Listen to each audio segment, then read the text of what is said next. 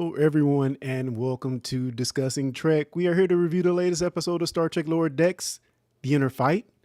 Like always, I'm your host, Clarence, and I'm joined by my fellow co-hosts slash Trekkies. Returning with us this week, Larry Irby. How you doing, man? Doing great. Glad to have you here as always. And also on the podcast tonight, we have Cal Jones. How are you doing, man?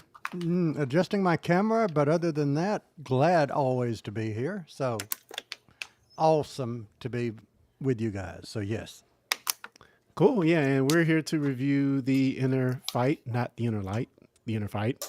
And man, what an interesting episode of Star Trek Lower Decks, you know. You talk about how much other series have been building lore and have this great kind of mystery box that, well, it's debatable whether it's great or not, but the mystery box of things like Star Trek Discovery, and not so much in Strange New Worlds, but definitely Discovery, a little bit in Picard as well. But man, Lower Decks has managed to somehow craft something a little bit interesting. Now, there weren't many breadcrumbs that could lead us here, but I think what they did craft was very interesting, and we're going to get into all of it. Do you have any news or anything you guys want to talk about before we dive into the episode? Not really. Not for me, no. And I will say hello to Win Grace and Tasha in the chat. Enjoyed both of you guys' reviews. They were really great. And I'm going to be riffing off of some of those in this review. So thank you guys for joining us. We're going to get right into our review of Star Trek Lower Decks, The Inner Fight. Captain Freeman assigns the Lower Deckers an overly safe mission to try and keep a destructive mariner out of danger. The episode was written by Mike McMahan and directed by Brendan Williams. And Kyle, if you'll lead us into that spoiler bumper, sir. Absolutely. So for everyone listening, if you have not seen this episode, put us on pause, go out, watch the episode, come back, because from this moment forward, spoilers. Spoilers. Red alert. All hands stand to battle station. Gives you the right. You cannot destroy an idea. At ease before you sprain. No, that could spoil the milk. The spoiler warning has been dropped, and we are back to talk about this episode. And as always, we go right back to Mr. Jones for the beats of the episode. Sometimes serious, sometimes comedic. Honestly, you never know. Mr. Jones, you have anything for us this week, sir? Indeed, I do. So you know I do. And what I have is, believe it or not, I think Lower Decks went deep. Oh, they did. So deep. And that is not a dig. It is a deep dig into a character, but they went deep, and I loved it. I was there for it. Larry, if you'll go ahead and give us your high-level opinion of the episode, sir. Good and bad. Good and bad. Again, sometimes what did we say about Lower Decks the other week? When Lower Decks does their own thing, Lower Decks is at its best. When they do mention stuff and they do say, hey, yeah, remember the blah, blah, blah. It's kind of like this.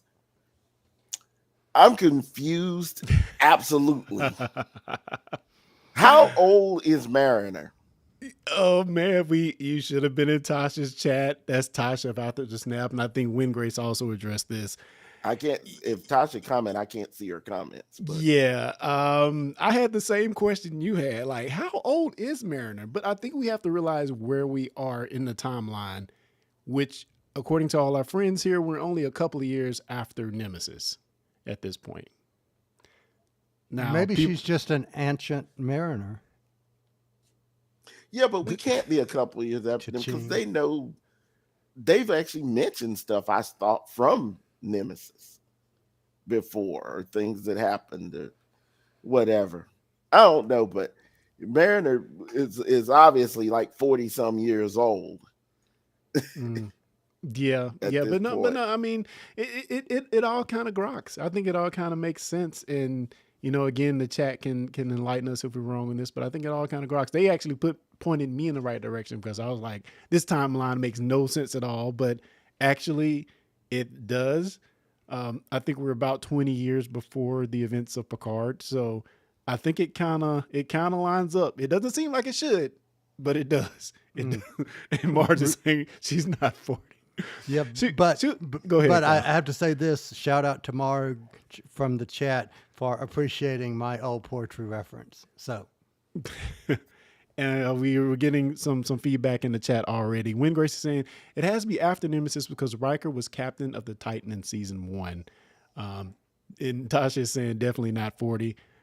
Yeah, we got to think in this episode, and this might be one of the problems you had, Larry, but I felt like all the tie-ins were so good, so juicy.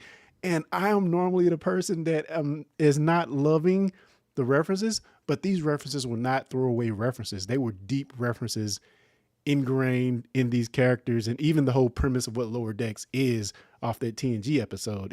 It's deeply ingrained in this episode. So I thought all the tie-ins were good, but I'm gonna go to Cal first and go ahead and get his high-level thoughts of the episode.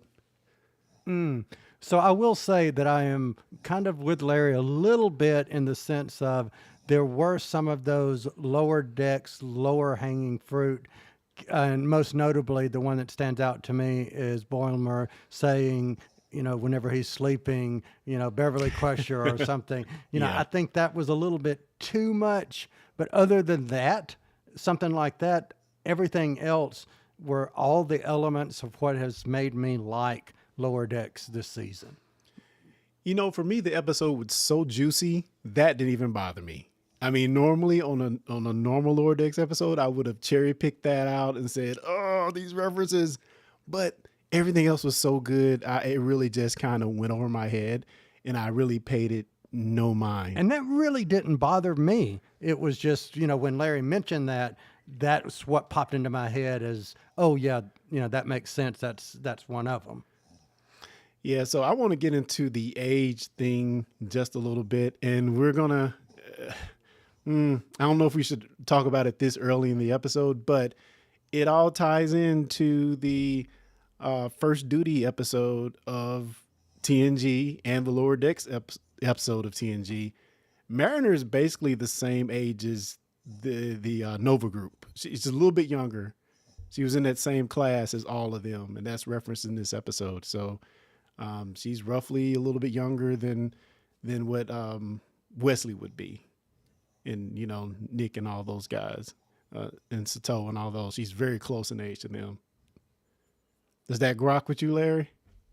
I'm waiting for y'all to explain because I'm looking back and I'm seeing how old was Will Wheaton when Nemesis came out, so I can see what they're saying a little bit. But see, Zito Jax that's a big one for me. I want you to definitely do that justice. And just randomly throwing out, yeah, man, she was my friend. It was cool to hear that name because that girl has been died. She has died. She's been resurrected. Everything has happened to that character. Well, that's in the beta canon. In the beta canon. Yeah, so I know nothing of that stuff. They found out she was in a Cardassian prison camp. She was not dead, and she was later freed after the Dominion War. But again, that was, books and stuff. So not canon. That's one of the questions I had too. Like, is she still around? And maybe we can speculate on that at the end of the episode. So we start. Go ahead, Ken. Let me add something real quick. In respect or in regards to that particular character that you guys are mentioning, for me, not being as versed in the lore of Star Trek as I am, say, in Doctor Who, not being as familiar or honestly familiar with this character at all. It was a name to me and nothing really more. But what that did to me, still having the context that they provided, made me like Mariner even better. So even without having the context that maybe Larry, that you have, or anyone in the chat, or you, Clarence, I still enjoyed it and I liked the context of it. And yeah, Marge, we're talking about Sato, Ensign Sato. And just trying to, again, piece like how this all comes in together. And to me, it's like it rides on the very basis of what Lower Decks is. That Lower Decks episode from TNG is all pretty much pretty much jumping off of that. Yeah, so let's go ahead and get into the episode a little bit. The opening mission at a research outpost, installing a power relay for an energy barrier to keep a venomous tribal lizards. Those are kind of crazy. And we see that Mariner is on a death wish. Now, the question I want to ask you guys is, was this whole death wish or Mariner out to play hero or do the most dangerous thing possible? Did you think it was well placed in this episode? And did we have enough time to sit with that before we kind of came back to maybe the resolution of that? Because I would have liked it more if they would have seeded it just a little bit earlier in the season. Now I know she had different things going on in the season, but not really this specific death wish thing that she was going on in this episode. So did they seed that enough, or did it just feel like a matter of factly we're going to do this just to make this point in this episode? I have a thought, but Larry, I'm curious what you think. I felt like it was like, yeah, we're just going to do this. There's really we've laid no groundwork for it, but we're going to do it anyway. And like I said, those episodes are very, very, those are some of my favorite Star Trek episodes to not more or less feature the main cast, First Duty, and then of course Lower Decks. So it's like I said, I did not dislike it, but it did come out of nowhere. I'm going to agree 100% with you. I wish that we would have been given one little tidbit, just a little line maybe in one of the previous episodes that they could have not even have, Mariner in the scene, but just maybe the other characters reference something about how she's just going off half-cocked or something like that, or she's got a death wish or whatever you want to call it. Yeah. I would have appreciated that and then had this. It definitely seemed like they were getting there, but they maybe just didn't know exactly what they were going to do by the time they got to writing this episode. So, I still think it worked for the episode, but it did feel a bit rushed.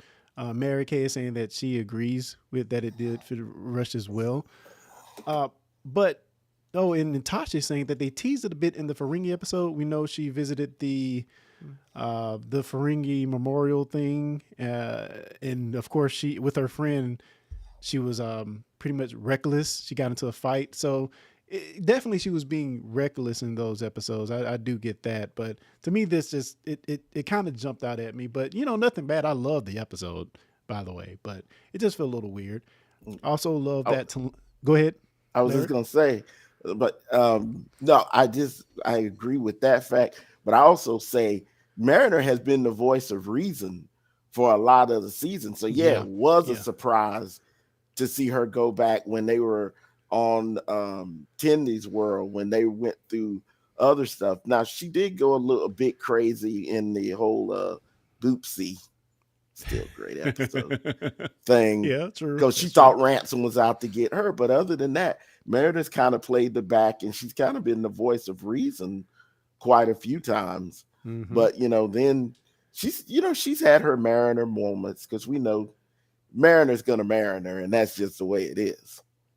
So the question is, will Mariner keep marinating going forward? I don't know. Is she a change? Is this Mariner the White? Has she battled her demons and has arisen from the grave? I don't know. Maybe we need to marinate on that for a minute. Mars saying, Larry, your point is valid. I did love that Talyn was back for this episode. That really made me happy. Well placed. She's just great in Lower Decks. I love it. I want to pick up Tasha's comment real quick, because she's mentioned in the timeline that we talked about earlier. First duty was 2368. She could have been 15 or 16 in the academy if we assume that Mariner could be roughly 29 or slightly older at this point. Yeah. To me, it kind of makes sense. I actually love the tie-ins that they made. I think it's really well placed. So Captain Freeman gets intel that this mysterious ship is now targeting former Starfleet officers. And, they have a very interesting list of civilians that need to be located and escorted back to Earth. This list really surprised me. So here we go. 7 to 9, Beverly Crusher, Thomas Riker, Nick Locarno. What are your thoughts on this list? And did anything jump out at you about this list of folks that they have here? Well, of course, we know Beverly Crusher. We know where she is from Star Trek Picard, because it was after Nemesis she booked up. So we know that. And then the 7th of 9, we know where she was. She got rejected from Starfleet, or they would not allow her in. And so we know she's probably somewhere. I don't know if she's with the Fenris Rangers yet, right? Locarno, I'm going to be straight up with y'all. In my head canon, him and Tom Paris are cousins. I've just come to peace with those are first cousins. Leave it alone. Yeah. Again, I talk about how much I listen to the Delta's Flowers podcast. And it's funny him talking about getting casted for Voyager. They wanted a Nick Locarno-like character, and he had to go in and read for it. He had to shave he had a long beard. He had to shave his beard and get that look he had before and actually audition for the part. So yeah, that's that whole lore around that character, the backstory around the character is like really interesting. But good on him to have this character still be around. Very interesting. I had no idea where this character would be at this point. He really has not been on my mind, but as I go back and think about that episode and kind of think about the character, one of the best episodes to me of TNG as well, because in that episode we get that thing we've been missing from Picard in the last 3 seasons, that courtroom drama type thing, and we get to see kind of Picard do his thing in that episode as well. So very good episode. If you haven't seen it in a while, go back and watch First Duty. Great episode. Kyle, what do you think about this list of characters here? You know, I was looking at it from the perspective of, okay, who are we actually going to see? Because these people at the top we're not going to see. You know, I hadn't very likely that we were going to see 7 of 9. We were going to see Janeway. Mm-hmm. So the 2 names at the bottom of the list to me was 50-50. We might see one of the 2. Mm-hmm. And of course, yes, we saw the name at the bottom. Yeah, that's a crazy pull for Nick Locarno. I you know, even them mentioning him and that they're going to find him, I really still didn't rock in my mind that we'd be seeing him in this episode. So just amazing. Comment from Archer saying that in all this, I feel Captain Freeman trying to keep her daughter safe. Yeah, she sent Mariner, and who else? Tallinn. Who else is on there? Mariner, Tallinn. Who else on the mission? Boimler. All of them. Boimler. Yeah, No, Mariner, Tallinn, Boimler, and Tendi. Yeah, Tendi. Yeah, was on except this. for Rutherford. Yeah, she sent them off on this mission, this safe mission to go repair a satellite. So, yeah, she's really in tune with her daughter and sees that she's been doing some crazy stuff lately. Everybody sees it. So how many of us really thought that the safe mission was going to be the safe mission, and the safe mission and the dangerous mission was going to be the safe mission? I mean, did we not see that coming a mile away? 2 by the book. Yeah. Yeah, nobody thought that. No. Well, I mean, you wouldn't even have a show. You know, some people say, oh, well, they sent the Star Trek ship to here and this happened. Okay, we got to have a show. Yeah. So, of course, something's going to happen. Yep. To repair, to do a standard satellite repair at Chernobyl 5. And in the other group, we have Freeman, Shax, and Rutherford going to New Axon, where Axon is supposedly a wretched hive of scum and villainy. Tasha pointed this out on her review that we get a lot of Star Wars references in this episode, whether intentional or not. If you read into a little bit, you can see all the and visual Star Wars too. Yeah, so take a drink every time you think about a Star Wars reference in this episode. But New Axton is supposed to be such a seedy place. Now, what I really loved about this whole thing here is that even though they're supposed to be so bad, they're just so not feeling anything Federation / Starfleet on their planet. Like, I see you wearing the suits, man. You can't trick us here. Yeah, it was fun seeing Freeman try to play, you know, kind of not bad, but kind of the the seedy person in the group. It really was fun seeing her try to do that. You know, it was classic Freeman actually. I enjoyed the fact that they didn't make Freeman seem like a dope, that she already had a thing in place. Because I was going to be like, Carol Freeman's a smart captain, and I love the fact when she says, yeah, I knew they were going to do that. That's why I did this. And I was like, there you go, girl. Yeah. I really thought she was, I agree with you. I really thought she was just kind of off her rocker. But yeah, in the end, she had a plan. And that was in the form of Commander Billups in his best costume to actually get the information. Marge is asked for the Star Wars reference. The first one for me was New Axton. It reminds me of Mos Eisley a little bit. Just in the sense of it looks sort of like it. And they're going there too. And it's supposed to be such a bad place, according to Captain Freeman. So, and for Star Wars, for me, when they arrive at the place that they're going, the ship that they're in looks to me like the ship that in A New Hope that Luke and Ben really? are in, the sand thing that they were riding in. Speeder. The speeder. Land speeder. The land speeder. It looks a little bit like that to me. A bigger version, but it had that same look to it.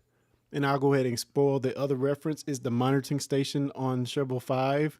A lot like Endor. They got to get to the station and send out It even looks like it. Yeah. Yeah.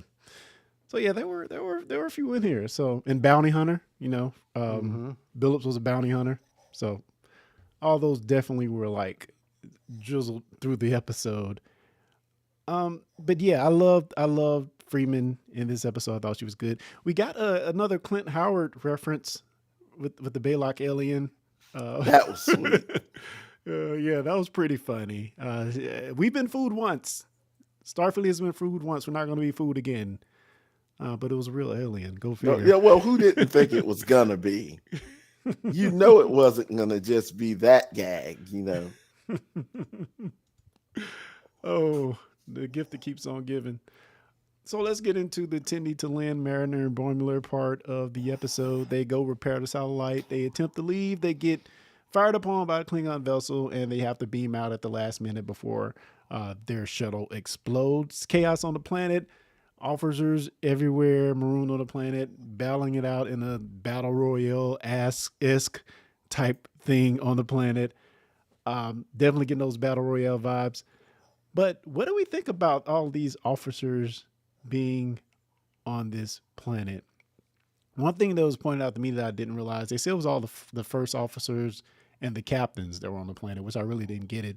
So we're assuming everybody else that's not on the planet was in on the ruse, or maybe they were offered a deal to stay with their ship. Now I know a little bit about what's coming up next in the next episode. I won't mention it here, but what are you guys' thoughts on that? Because it seemed like it should have been way more people on the planet, if you ask me. Yeah, it was. I was a little weird. I just assumed that maybe the rest of the crews were somewhere else on the planet, and these people were there. But Yeah, I'm going to agree with what Tasha said. The rest mutinied.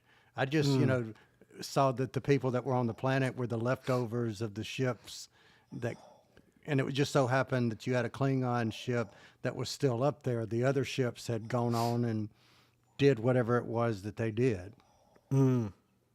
Okay. So all the crews of all the ships mutinied. That's the impression I got.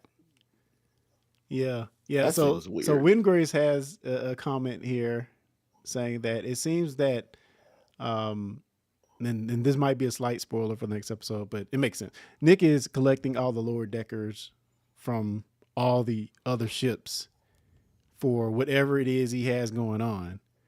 So I'm assuming since we didn't see them, that maybe they're part of this bigger plan that Nicola Chrono may have that we saw at the end of the episode. Who knows? And I guess that's to be determined by the next episode. But yeah. Oh man. So let's talk about Maha, if I'm saying his name right. The Klingon that we saw on the Wedge Dooge episode once again making a return. Hmm. this might be what you're talking about, Larry. They're building up upon their own lore over and over, and they're bringing this character back. And man, they decide to sleep it over for the night. Our lower deckers go the long way around, and Mariner is not having it. She's going to go in the cover of the night, and she runs into Ma, the Klingon from West Dudge, and man, what transpires between these two, I never expected. And this is like Lower Decks getting deeper than I ever thought it would because they meet, they fight, they run from the hell rain or the glass rain, and they're in this cave and they befriend each other. And Mariner finally opens up. Kyle, what do you think about Mariner Oh, opening I'm up? glad you asked me that first because this is what I love about any TV show. And, my go to is always Doctor Who about how you learn something in Doctor Who that changes your perspective of previous episodes that you've watched. This is what this episode did for me with Mariner because you get so much deep dive into the character that it goes back and explains all this random crap, for lack of a better word, that she's done for 3.5 or 4 or however many seasons it's been so far. It to me adds context as to who she is now, giving me the ability to maybe go back and watch her in season 1, maybe with a new set of eyes. That when TV can do that, I'm there for. Loved it. Also, Larry. Um, I'll be honest with you. I was really not feeling it. It's not like everybody else. I really wasn't. Like I said, you have know how many times I've read books about it that I've envisioned in my mind what was going to happen, and her just going, "Oh yeah, this was one of my best friends at the academy, and we were the best of friends, and we were buddies."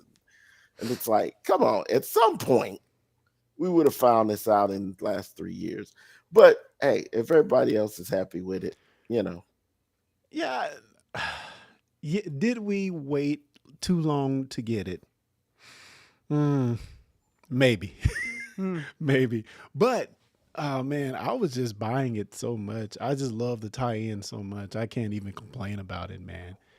The way it pits this character with a character that we know had a very tragic few episodes in Star Trek. From going from being on the Nova Squad and being a part of a cover up to earning the respect of Captain Picard, only to come to her demise in a covert mission. And Mariner is allegedly non-book canon, non-baiting, but Mariner is pouring her heart out about being friends with this character and with Sato, and she didn't want to. She didn't come out here to fight battles. She didn't come out here to wage war. She came out here to do what we often think of what Star Trek is or what the Federation or Starfleet is, to explore, find strange new worlds. and that's what she was coming to do. But, definitely got caught up in all of the war that was going on during the time of the 90s run of Star Trek. She got caught up in it. So, yeah, I thought that was a great story. I really did. I liked when she was talking about not fighting, because there's one where is it strange? It was before Strange New Worlds. It's another Star Trek with Captain Calhoun, and there's a verse he says, speaking to our girl that came back in season Picard, Admiral Shelby, and he tells her the best day of being a Star Trek captain is when you meet a new being a Starfleet captain is meeting a new species. The best day is when you have a great away mission. He said the worst day is when you have to say fire phasers or armed photon torpedoes. And that was kind of reminding me what she was saying. We're out here to be explorers. The fighting and the war, that's what we don't want. Yeah, she took my heartstrings too. Cal, did you have a comment? You sound like you want to say something there, sir. No. I just want to give a shout out to Win Grace and Tasha in the chat.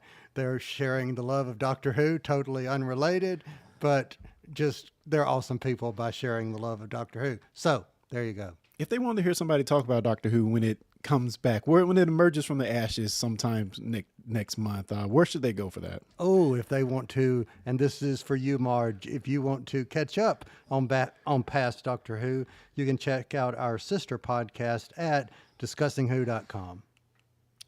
Are we going to talk about Doctor Who on there? Or that's a thing? Maybe. Who Wow. knows? There we go. And we learned that Mariner originally wanted to be a captain. You know, I found that very interesting, but who doesn't? I mean, let's be honest. But still loved it. And we saw she emerged and she started to just lead this group. Like, she's telling everybody what to do. And, you know, she has all of her lower deckers as well as Maha to back her up while she finally, after all these seasons, she becomes the leader. You know, we were talking about this last week. Who would step up as a leader? Would it be Boimler? Would it be Mariner? She definitely stepped up in this episode, and I hope that continues for one. Now, can we have a leader in all the silliness? Who knows? I'd like to see if they can do that in the writing, but I'm here for it, man. Lower Decks is definitely won me over this season. I just want it to continue. Let me throw this in. I love the hug between Mariner and the Klingon dude. I can't Mog, whatever. Yeah. I loved that. That to me was character development on both part. So that kudos. was sweet. That's kind of like a Whovian thing when Clara hugged the other doctor. I don't think I'm a hugger. I really don't. You don't have a choice. Yeah. Now, I was getting Neelix hugging Tuvok vibes. Oh, I can see that too. Yes. Oh man, but so good. Mariner gets beamed up, and then we have the whole Locarno revelation. We get the revelation from Freeman and her group as they enter in where they think Locarno is. We get, you know, diagrams of this mysterious ship. We know that he's involved, and on the other end, Mariner awakens to in that ship, and she sees Locarno, who again knows her, you know, thinks that she should have been part of Nova Squad is what he says. So the ties are deep here.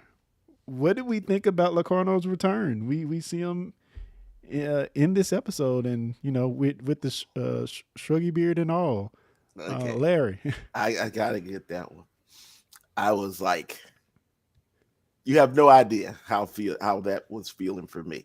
Number one, because of course, you know, we get our boy back, you know, because he had the little cameo as Tom Paris earlier, but we get him back. Nick Locarno is such an ingrained guest character in my mind. As I said, that episode was probably one of my favorites of Next Generation with the Nova Squad. I love the fact that they mentioned it adds more. What did you say, Kyle? Hearing things later on that adds more to what you've watched now. Because now looking forward back, look at Nova Squadron and him saying, "Oh yeah, you should have been a member." Mariner makes perfect sense to me because we know it was a different time when that episode was filmed. But Nick Locarno has been a character that I have prayed they would bring back in live action Trek and do something. And like I said, Locarnos and Paris's are cousins. I don't care. That's my own headcanon. I'm sticking with. Ain't nobody can convince me different. But yeah, I was over the moon to see him come back as Locarno after all this time. Yeah, in the episode where he was forced to fall on the sword, he didn't do it willingly, but in the end, he took the fall for the rest of his members and allowed them to go on in Starfleet in disgrace a little bit, but they all made their way. But yeah, to see this character come back, and even on his jacket, I think we saw the Covard. Is it Covard Starburst? He had a symbol of that on his jacket. He did. Yeah, so he's not letting us go. He is not letting this thing go, man. It has been eating away at him for however long it's been since that episode. And um, will it be worth it? I don't know. Do we think they can stick the landing on this? Any predictions on where they're going to go in the next episode with this whole Nick Locarno thing? Do we know if the next episode is 20 some odd minutes or is it an extended episode? Do we know? I don't know. It would seem like it'd be hard to wrap up in one episode, but Right. Wouldn't it be nice though if we did find out that she was alive? Or if they brought Jean. Everybody forget about my girl Jean Hajat, who was the other member of Nova Squadron with the dark hair. You know, it would be awesome if they would bring them back. It would be awesome. Hell, if Wesley would for once make an appearance. You may be onto something because that would be a easy peasy in continuity way of wrapping things up if we've only got 20 some odd minutes. yeah. And I agree. Is his goal only to do that maneuver, which I think he could have done that already in the last some odd years, let's be honest. But does he want to get every Starfleet officer? Think of that list again. Does he want to get every Starfleet officer that's been disgraced and wants to bring them into his group and do something? I don't know. Why has he been stealing these ships or whatever he's doing to these ships? I'm assuming he's stealing them. What's going on with that? What's his end game? I don't know. So let me ask you a question real quick. Is his ship a huge ship? Or because every time we've seen it, I've always thought it would be, it was simply like the way they portrayed it was like a one-person capsule looking ship. But I'm assuming that it's huge. Well, I don't think it's that big, but we do see the inside of it in the end of the episode when Mariner wakes up. Right. That's what I'm saying. So yeah. it makes it look bigger than what, I had previously thought it was going to be. Yeah. It does seem look a bit bigger than I thought it was going to be as well. So I don't know, man. I don't know. Larry, do you have any predictions for the next episode, or what are your thoughts going into the finale of the season? It depends on what they want to do. Because, I mean, literally, I have no idea what they're doing. I'm not going to even tell you I do. I have no idea what is the purpose of Locarno coming back. What is he doing? I guess they'll explain that to us. But I definitely, I'm looking forward to it. I'm here for it. Cool. And with that, I think we should go ahead and get ratings for this episode, if no one has anything else to say about this one in particular.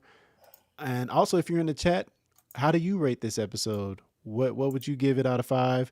Please put that out in the chat, or, if you're listening later, hit us up on social media and let us know, what you think about this episode on a 5-point scale. Cal, let's start with you, man. What would you rate this episode? I'm going to, off the top of my head, give it a 4.3. Ships that I thought were smaller but are bigger than I thought they were, out of 5. 4.3.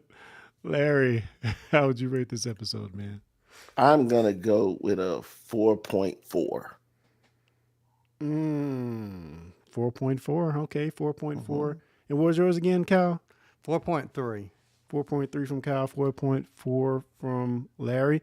I'm going to give this 5. 5 weather satellites out of 5. I love this episode, man. I could keep watching it. I think it was great writing. This is the writing that I expect from the Lower Deck writing team. I mean, Mike McMahan wrote this one, so definitely going to be one of the better ones you would hope.